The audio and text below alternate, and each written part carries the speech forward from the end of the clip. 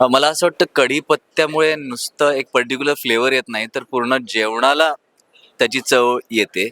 असं हा फक्त कढीपत्ता नाही आहे, हा तुमच्या जेवणाला मिळालेली जी काही टेस्ट आहे, ती आलेली टेस्ट जी आहे ती कढीपत्त्यामुळे मिळाली असं मला वाटतं. जसं संजय मुणे सर आता म्हणाले होते की ह्याच्यात गोडवा आहे, ह्याच्यात खारट आहे, ह्याच्यात कडू आहे, ह्याच्यात आंबट आहे, सगळे फ्लेवर्स आहेत ह्या कढीपत्त्यामध्ये.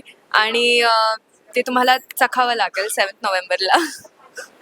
हो, आणि कढीपत्ता असल्यामुळे काय त्याचे फायदे आहेत, आणि जर नसेल तुमच्या आयुष्यात तर त्याच्यामुळे तुमच्या आयुष्यात काय घडू शकतं, ह्या सगळ्या गोष्टी कढीपत्ता या सिनेमातून तुम्हाला दिसायला येणार आहे. सांगण्याचं तात्पर्य असं आहे की कढीपत्ता सिनेमाचं नाव ह्याच्यामुळे, कारण की कढीपत्त्यासारखंच आपण नात्यांनाही टेकन फॉर ग्रांटेड घेतो.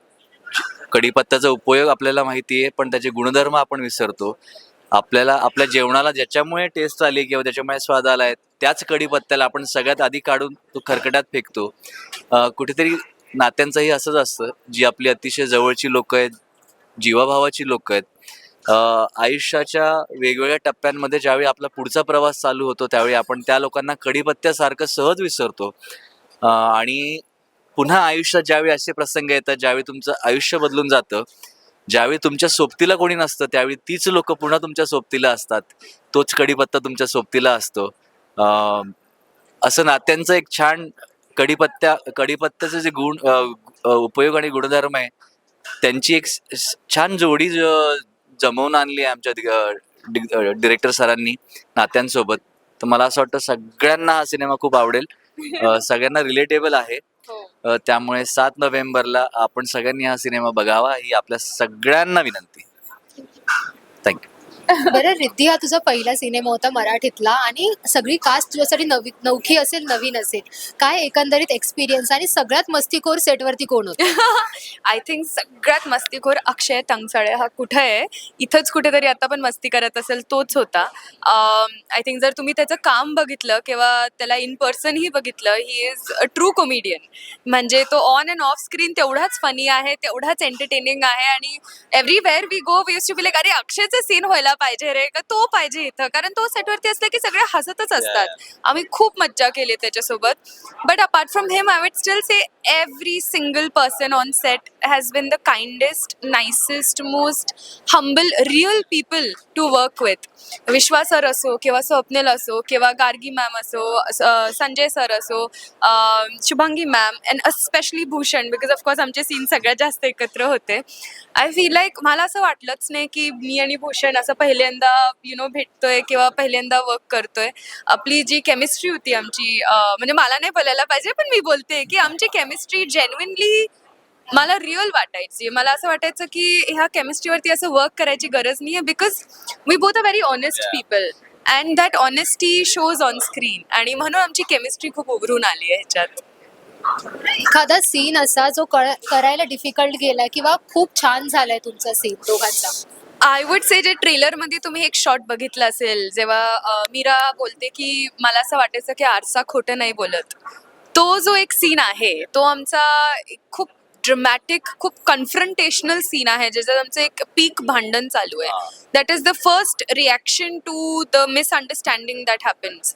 आणि ते सीन जे आम्ही केलं होतं ते खूप लेट नाईट केलं होतं. लास्ट सीन होतं, त्याच्यात खूप आरडाओरडा आहे आणि रिटेक वर रिटेक, बिकॉज स्टेडी कॅमवर शूट केलेलं आहे. सो स्टेडी कॅमवरती काय असतं की मुवमेंट खूप असली की तुम्हाला कंटिन्युटी तेवढीच मेंटेन करायला लागते, कारण ना तुमचे मार्क्स असतात ना काय लाइटिंगचं हे असतं. So you can decide, already pre decided नसतं तुम्ही जे केलंय. व्हेरी कॉन्शियस की Very कॅमेरा कुठे conscious. आहे. हा, फेसिंग तिकडे यायला पाहिजे. आणि तो टेम्पो तुमचा जो असतो इमोशनचा, तो पण तुम्हाला ड्रॉप होऊ द्यायचा नसतो. आणि मला त्या पर्टिक्युलर सीन मध्ये मला अडचण अशी आली, कारण की मला एरवी मी मला असं वाटतं मी खूप शिवलरस आहे, स्त्रियांबद्दल खूप आदर आहे. आहे तो. आणि अर्थात माझं लग्न झालंय, त्यामुळे मला कॅरेक्टर जरी करत असलो तरी बायकोचं महत्व मला माहिती आहे. तर त्या भांडणामध्ये इन रिअल मला माहिती आहे की usually husband is always submissive. नको, ठीक आहे, ती आता रागावली आहे, तिला होऊ दे तिचं, की मग आपण बोलू.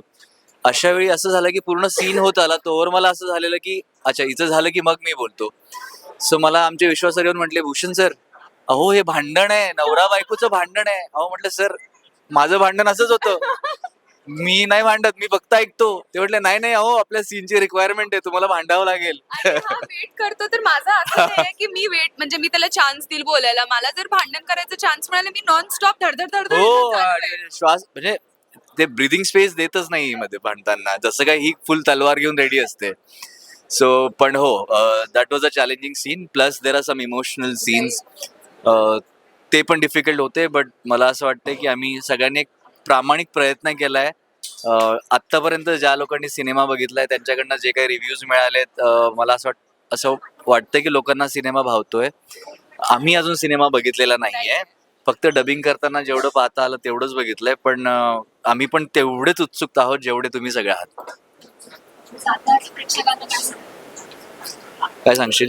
जाता जाता मी हेच सांगू इच्छिते की हे जे पिक्चर आहे ना हे तुम्हाला नुसतं एंटरटेन नाही करत तर तुम्हाला खूप काही शिकवतो पण. तुम्हाला हसवतो, तुम्हाला रडवतो, तुम्हाला एकदम मश्करी करवतो आणि हे बघण्यात एक खूप मज्जा पण येईल आणि खूप सुंदर वाटेल. ही कहाणी अशी आहे की ती तुमच्यासोबत राहील आणि तुम्हालाही ग्रो करवेल ॲज अ पर्सन.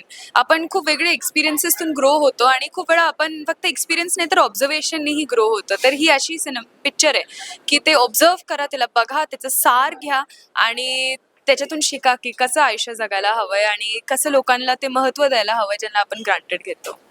यार मी अगदी प्रामाणिकपणे सांगू का, म्हणजे कलाकार म्हणून मला ह्या प्रश्नाचं उत्तर द्यायचं नाहीये किंवा अपील करायचं. मला प्रेक्षक म्हणून मला असं वाटतं की मला असं वाटतं की ना एक नॉर्मल ह्युमन नेचर आहे. आपल्याला रस्त्यावर कुठेतरी असं भांडण दिसत असेल तर लगेच आपल्याला एक कुतूहल असतं काय होत असेल, किंवा शेजाऱ्याच्या घरात काहीतरी जोरजोरात काहीतरी आवाज येत असेल तर आपल्याला एक कान लावतो. इट्स अ ह्युमन नेचर, म्हणजे लोकांना आवडतं आणि मग त्यानंतर त्याच्याबद्दल गॉसिप करायला आवडतं. So that becomes a entertainment for us, होतं असं सगळं. तर मला असं वाटतं या सिनेमामध्ये आहे ना दुसऱ्याच्या घरातलं भांडण जे आहे ते बघण्यात लोकांना मजा येणार आहे.